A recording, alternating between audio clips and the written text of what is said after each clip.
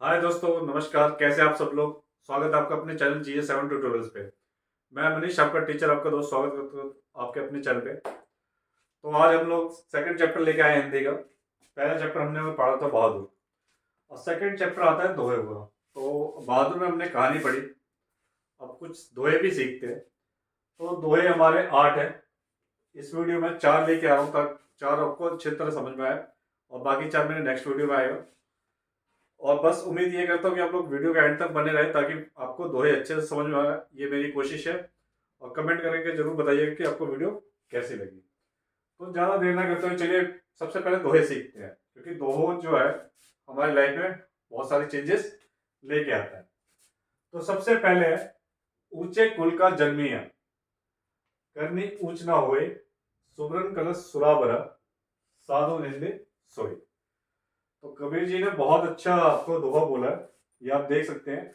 ऊंचे कुल का जन्मिया, करनी ऊंच ना होए, ठीक है, सुमरन कलश सुराबरा, साधु निंदे सोई। तो सीधा सीधा इस दोहे के ऊपर आता हूं कि पहले समझते हैं कि ये दोहा है क्या। तो इसमें हमारे कबीर जी सीधा सीधा कहते हैं कि आप लोग स्कूल जाते होगे, क्लास में जाते होगे, कई गलतियां करते हो, प्राउडली बोलते हो कि हम इस फैमिली से हैं, इस फैमिली से हैं। पर गलतियों करने पर टीचर आपको डांटती है, ठीक है। क्यों डांटती है? आपकी छोटी छोटी गलतियों की वजह से, ठीक है। तो इस दोहे पे कबीर यही कहना चाहता है, ऊंचे कुल का जन्मिया। ऊंचे कुल मतलब आप ऊंचे घर में पैदा हुए, आप कोई भी जो ऊंचे घर में पैदा हो, करनी ऊंच ना हो। पर उसके करनी मतलब उसके कर्म जो ऊंच नहीं है। जैसे आप जाते हो, अच्छे स्कूल में जाते हो, पढ़ने जाते हो, उसके बाद आप गाली देना, किसी से झगड़ा करना, क्या ये सही है? नहीं है। तो ये आज के बच्चे हैं, और आज के बच्चों को मैं आज की तरह ही समझाता हूँ। मेरी कोशिश ये रहती है कि आप भी यही कहते हो ना कि भाई क्या कर रहा है, आपके पापा, चाचा, पड़ोसी पड़ोसी यही सिखाते हैं ना कि उसके साथ नहीं रहना। क्यों? क्योंकि वो बुरा है या बुरी है, जो भी XYZ जो भी है। तो इसका मतलब हमें यही है कि ऊंचे कुल का जन्मिया, ठीक है, आपने पैदा तो हुए ऊंचे कुल में, पर करनी ऊंच ना हो, उसके करनी ऊंच ना हो। ऊंचा कुल का यहाँ ये मतलब है कि आप अच्छी फैमिली में पैदा हुए, पर आप कर्म से ऊंचे नहीं। सुमरन कलश सुराबरा, साधु निंदे सोए। इसका मतलब ये है कि आप सोने के घड़े में जैसे आप शराब भर के रखते हैं, तो सोने की कलश की भी वैल्यू खत्म हो जाती, ठीक है। तो वैसे ही अगर आपका नेचर, आपका करेक्टर ठीक नहीं है, ठीक है, तो आपकी फैमिली चाहे भले सोने की है, और उस आपका उसमें करेक्टर कैसे का काम कर रहा है, शराब का, तो सज्जन आपसे, सज्जन पुरुष जो भी है आपसे दूरी बना लेंगे। समझ में आया दोस्तों? तो सीधा सीधा कहते हैं कि आपको करेक्टर से अच्छा बनना है। करेक्टर अगर आपका सब कुछ ठीक है, पैसा है, रुपया, तो कबीर जी यही समझाते हैं इस दोहे में, अच्छे परिवार से में पैदा होना और कर्म अच्छे नहीं करना, ये कोई अच्छी बात नहीं। और ऐसे ही कह रहे कि आपका अच्छे परिवार मतलब सोने का कलश भरा हुआ, कि आपका परिवार मान लीजिए सोने जैसा है, और आपका चरित्र उसमें शराब जैसा है, तो उसमें भी आपकी कोई वैल्यू नहीं, मतलब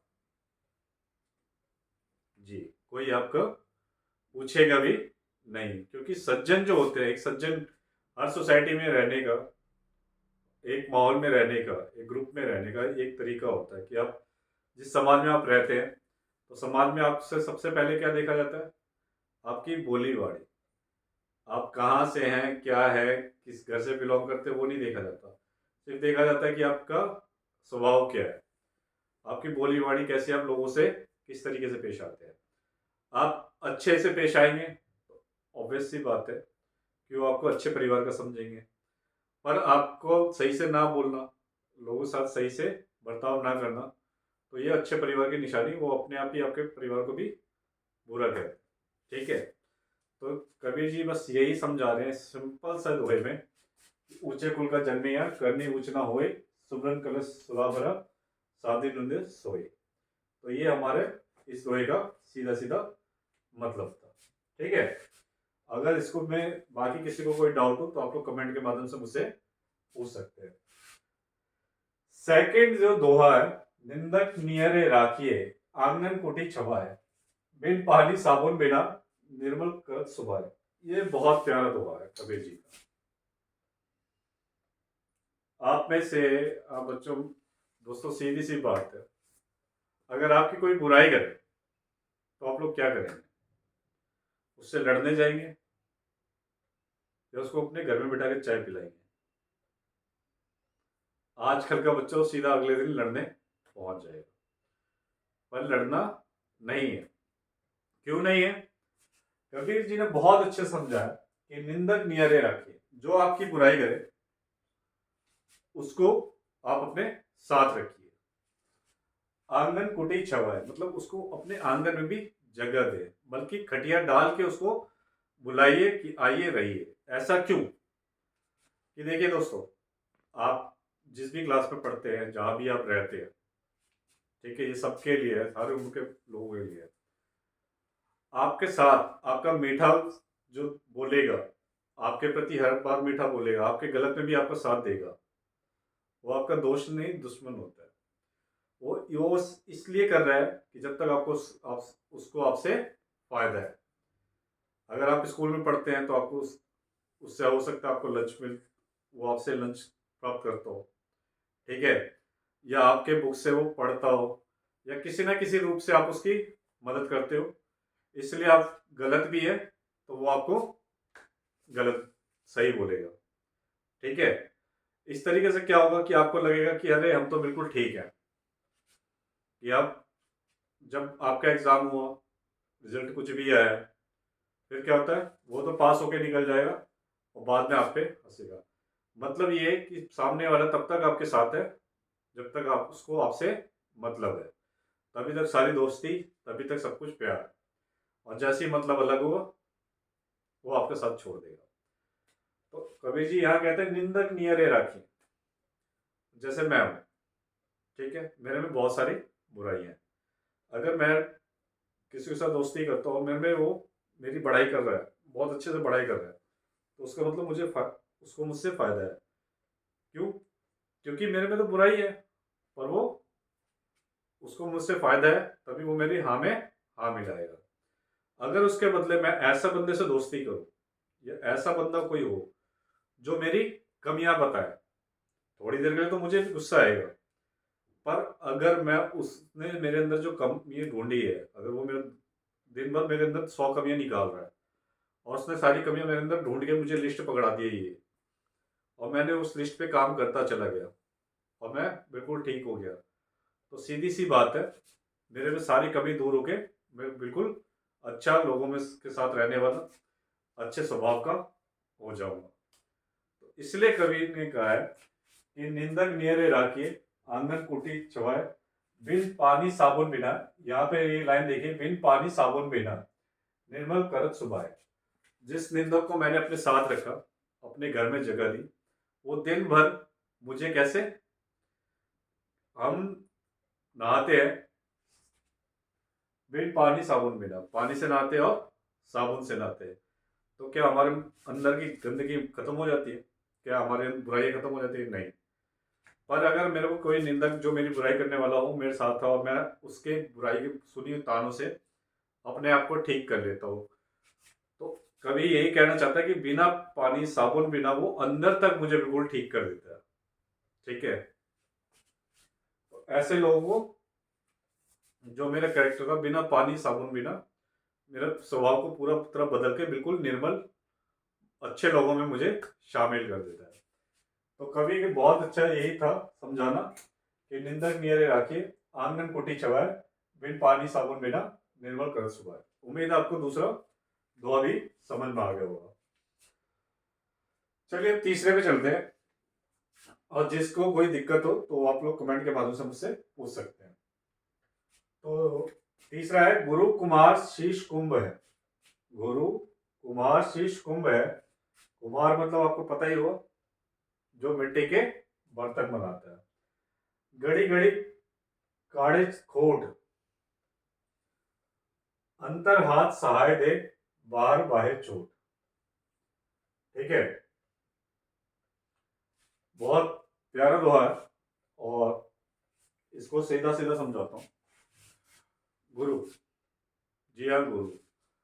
गुरु किसको बोलते हैं? आपके टीचर को बोल सकते हैं, जिससे आपने पहले बोलना सीखा, चलना सीखा। हमारे घर में तो सबसे पहले गुरु हमारे माता पिता होते हैं, फिर भाई बहन से।